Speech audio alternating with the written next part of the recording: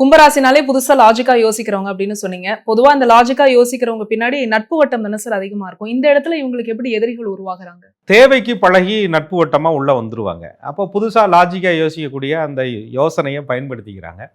அவங்கள்ட்ட ஐடியா கேட்டு அவங்க கையை வச்சு அவங்கள குத்துற வேலையை பின்னாடி செய்வாங்க. புதிதாக சிந்திக்கக்கூடிய, புதிதாக யோசனையை வழங்கக்கூடிய கும்பராசிகள் போறவரனுக்கெல்லாம் புத்தி சொல்லிக்கிட்டு இருக்க முடியாது. அதுக்குன்னு கேட்டு வரவன்ட்ட புத்தியை சொல்லலாம், சிக்கிக்கிட்டா வழியை சொல்லலாம், சிக்காம இருக்கிறதுக்கு பாதையை சொல்லலாம் அப்படின்னு கும்பராசிக்காரர்கள்.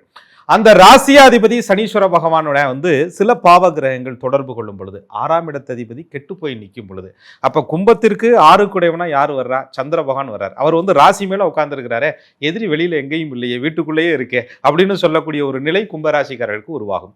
அந்த எதிரிகளுக்கு இவர்கள் செய்த யோசனை, இவங்க காட்டின வழியே, அதாவது தீட்டுன இடத்துலயே கத்திய பதம் பார்த்த கணக்கா இந்த கும்பராசிக்காரர்கள்ட்ட எங்கன நீ அட்வைஸ் வாங்கினியோ, எங்கன யோசனையை வாங்கினியோ, எங்கன புத்திமதியை கடை வாங்கினியோ, அதே இடத்துல அதே கத்தியை திருப்பி குத்துன மாதிரி கும்பராசிக்காரர்களை யார் பயன்படுத்தி கொண்டார்களோ, கும்பராசிக்காரர்களிடம் யார் யோசனை கேட்டார்களோ, அவங்க தான் கும்பராசிக்காரர்களுக்கு ஒரு கட்டத்தில் எதிரியா நிற்பாங்க.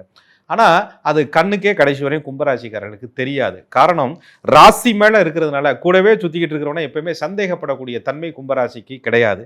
பொதுவாகவே கும்பராசிக்காரர்களுக்கு அந்த சனி பகவானுடைய ஆளுமை இருக்கிறதுனால சரி நம்மளை மீறி எங்க போயிட போகுது அப்படின்ற அந்த நீதித்தன்மை என்பது அவர்கள்ட்ட அதிகமா இருக்கும். சனி பகவான்னாலே அவர் ஒரு மந்தம், தேக்கம், மெதுவாக நகர்ந்து போறதுன்னு சொல்றோம். ஆனா கும்பராசிக்குள்ள நட்சத்திர சூட்சமமா அவிட்ட நட்சத்திரமும் அங்க இருக்கு.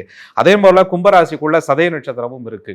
கும்பராசிக்காரர்கள் இடத்துக்குள்ள புரட்டாதி நட்சத்திரமும் இருக்கு. இந்த நட்சத்திரத்தை பொறுத்து எதிரியினுடைய வேகம், தன்மை மாறுபடும்.